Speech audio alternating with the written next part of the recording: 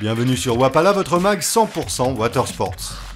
Au programme cette semaine, retour sur une session insolite où une bande de potes ont décidé de surfer la torche en catamaran. Puis direction le Canada pour une session de kitesurf sur un spot pas comme les autres et sûrement pourvu de pouvoirs magiques. Mais on part tout de suite à Tahiti pour un trip surf en charmante compagnie. Mais attendez. C'est pour la bonne cause, la sensibilisation à la disparition du corail et à la lutte pour sa préservation.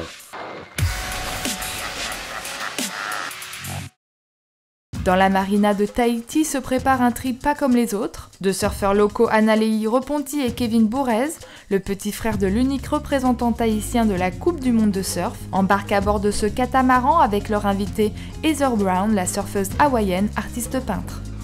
Cette joyeuse bande va prendre place à bord de ce navire pour une expédition nommée Coral Guard en partenariat avec WWF.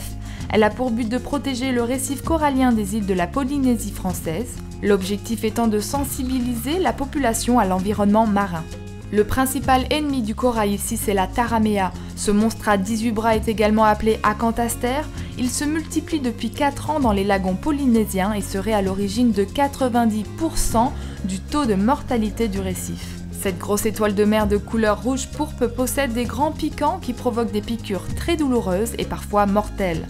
Elle mange le corail, se reproduit à grande vitesse et n'a plus de prédateurs dans l'océan pour cause de surpêche.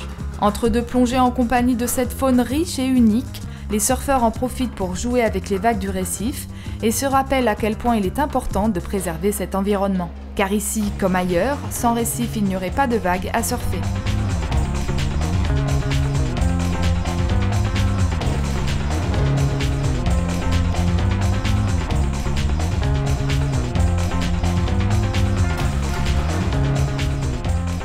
La taramea n'est pas le seul ennemi du récif, le réchauffement climatique et la pollution de l'homme sont autant de facteurs qui mettent en danger ce fragile écosystème.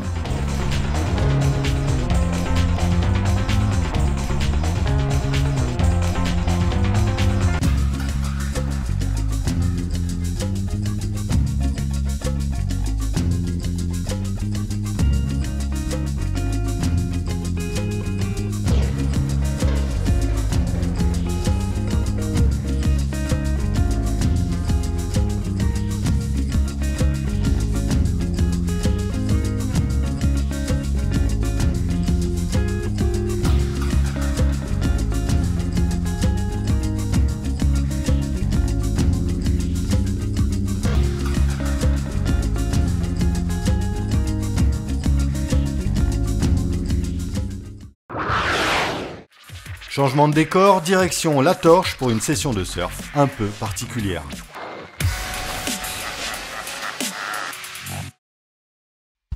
Retour donc sur une session qui restera dans les annales, où par un matin d'octobre 2005, Jean-Christophe Mournillac et ses potes du team Nissan Hobbycat ont tout simplement décidé de naviguer à la torche, le célèbre spot de vague breton. Les trois équipages qui s'apprêtent à réaliser cette grande première en Hobbycat Tiger ne sont pas des débutants et font partie de la crème mondiale de la discipline. L'histoire ne le dit pas, mais c'est peut-être après une soirée bien arrosée que cette idée un peu barrée leur est venue. Et c'est sous l'impulsion de Fred Beauchesne, à qui l'on doit entre autres les shows de windsurf avec ventilateur à Bercy, que cette free session a pu voir le jour. Les conditions ce matin-là étaient parfaites avec 15-20 nœuds de sud-est et 1 mètre de vague. Les katas ont pu sortir et attaquer leur premier surf.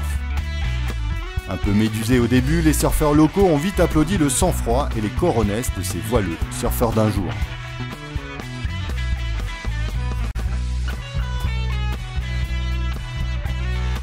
Mais à force d'engager un peu plus à chaque vague, les équipages ont pris la confiance et ce qui devait arriver arriva.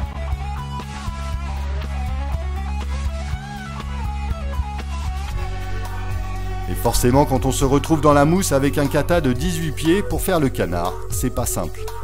Mais soulignons encore une fois cette belle initiative de nos cousins les voileux qui ont prouvé à la planète entière que le dériveur est un sport de glisse et que ces mecs-là sont avant tout des riders et fiers de l'être. Début fantastique quoi, de la glissade, de la glisse pure.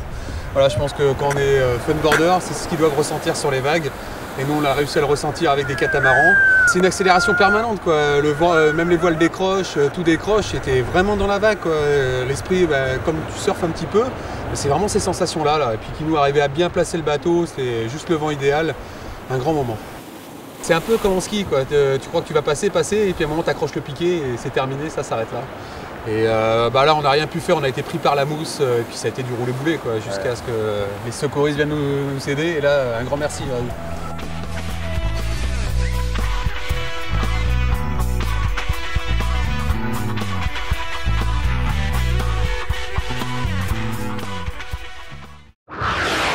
Direction maintenant le Canada pour une session de kitesurf sur un spot pas comme les autres et sûrement pourvu de pouvoirs magiques.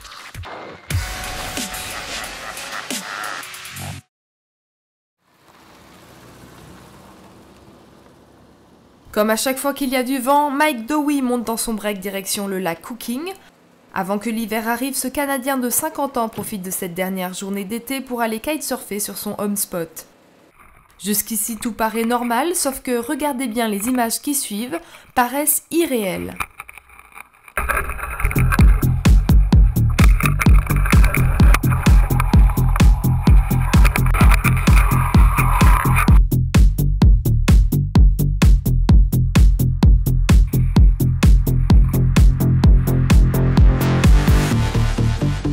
À côté de la ville d'Edmonton, le lac Cooking se situe sur la côte ouest du Canada, dans la province d'Alberta. Ici, d'avril à novembre, on peut trouver une vingtaine de kitesurfers et autres amateurs de glisse. Mike a été un des premiers à naviguer ici.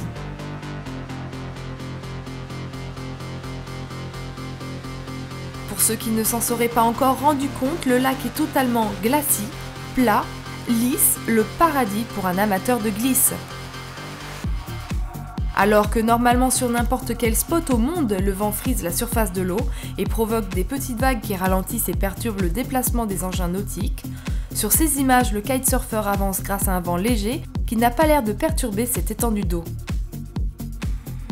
Ce jour-là, le vent est très léger, à peine 6 à 10 nœuds, mais c'est suffisant pour Mike qui navigue avec une aile immense de 19 mètres carrés. Cette aile ultra légère ressemble plus à une aile de parapente qu'à une aile de kite. Elle n'a pas de boudin gonflable et de latte, ce qui permet de réduire considérablement son poids et ainsi de la faire voler avec une force de vent minimum. C'est donc sur cette patinoire que Mike se régale en plein cœur de la réserve naturelle de Hake Island. Une réserve de ciel étoilé qui abrite des milliers de buffalo, lynx, ours bruns, coyotes, wapitis et autres animaux du Grand Nord.